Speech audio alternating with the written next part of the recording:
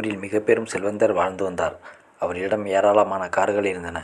அதே போல குதிரைகளும் டஜன் கணக்கில் இருந்தன. அவருக்கு குதிரை சவாரி என்றால் மிகவும் குதிரை வியாபாரி ஒருவர் வந்தார். நீண்ட நாள் கழித்து வந்திருக்கிறீர்கள் என்று அவர் கூறினார் செல்வந்தர். அப்பொழுது இருவரும் ஆடத் தழுவி கொண்டனர். அப்பொழுது குதிரை எதுவும் இருக்கிறதா என்பது, இதோ நிற்கிறது பாருங்கள், இது பஞ்ச கல்யாணி குதிரை. இந்த குதிரை உலகில் விலை மதிப்பற்றதாக இருக்கிறது. இதனை நீங்கள் வாங்கி கொள்ளுங்கள், இது உங்களுக்கு பெருமை தரும் என்று கூறினார். இந்த குதிரையின் சிறப்பம்சம் பற்றி கூறுங்கள் என்றால், உலகத்தில் இதுபோல 2 குதிரைகள் மட்டும்தான் உள்ளது. அதில் ஒன்று நம் நாட்டில் இருக்கிறது. அதுதான் இந்த குதிரை. உங்களிடம் நல்ல விலைக்கு விற்கலாம் என்று வந்தேன் என்று கூறினார். அப்பொழுது செல்வந்தர் மிகவும் சந்தோஷப்பட்டார். இந்த குதிரையின் விலை என்ன என்று கேட்டதற்கு 50 லட்சம் ரூபாய் தான், வாங்கி கொள்ளுங்கள் என்று கூறினார். அப்பொழுது அவர் உடனே தனது பணப்பையை எடுக்க தனது மாளிகைக்குள் நுழைந்தார். மாளிகைக்கு சென்ற அவர் வரும்பொழுது கையில் பணப்பெட்டியுடன் வந்தார். இந்த குதிரையை மிகவும் பிடித்துவிட்டது என்ற எண்ணத்தினால் அவர் அதற்கு எந்த விலையையும் கொடுக்க தயாராக இருந்தார்.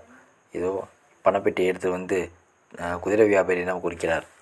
அப்பொழுது குதிரை வியாபாரி சொன்னார், இதற்கு மற்ற குதிரையைப் போல காலால் மிதித்தாலோ அல்லது கைகளால் தட்டி கொடுத்தாலோ அதற்கு புரியாது. அதற்கு புரிந்தது 2 வார்த்தைகள் மட்டும்தான் என்று கூறினார். அதற்கு செல்வந்தர், அது என்ன 2 வார்த்தை என்று கேட்டார்.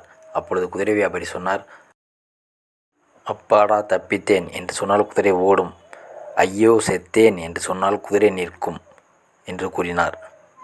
இதை நீங்கள் ஒரு காலம் மறக்கக்கூடாது என்று கூறிவிட்டு வாழ்த்துக்களை தெரிவித்துக் கொண்டார். குதிரையின் மீது ஏறி அப்பாடா தப்பித்தேன் என்று சொன்னவுடன் குதிரை வேகமாக ஓட ஆரம்பித்தது. முதலில் மெதுவாகத்தான் ஓடியது. நேரம் செல்ல செல்ல அதிவேகமாக ஓட ஆரம்பித்தது. அந்த ஊரின் எல்லையில் ஒரு மலை இருந்தது. அந்த மலையை நோக்கி இந்த குதிரை ஓடிக்கொண்டிருந்தது. செல்வந்தருக்கு சற்று பயம் அதிகரித்தது. என்ன இது, மலை நோக்கி ஓடுகிறதே, என்ன ஆகிவிடுமோ என்ற எண்ணம் அவருக்கு தொட்டி கொண்டது. ஆனால் குதிரை வேகத்தை மட்டும் விடவே இல்லை, விரைவாக விரைந்து சென்றது.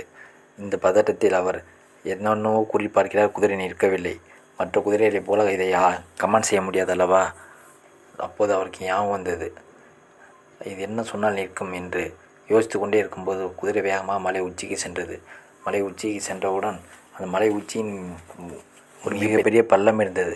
அந்த பள்ளத்தில் விழுந்தால் அவ்வளோதான், நாம் சென்று விடுவோம் என்று நினைத்து கொண்டே அவர் இருக்கையில் ஐயோ செத்தேன் என்று கூறினார்.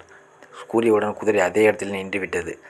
சந்தோஷமடைந்த செல்வந்தர் அப்பாடா தப்பித்தேன் என்றவுடன் குதிரை அதற்குள் விழுந்தது. இருவரும் இறந்து விட்டனர்.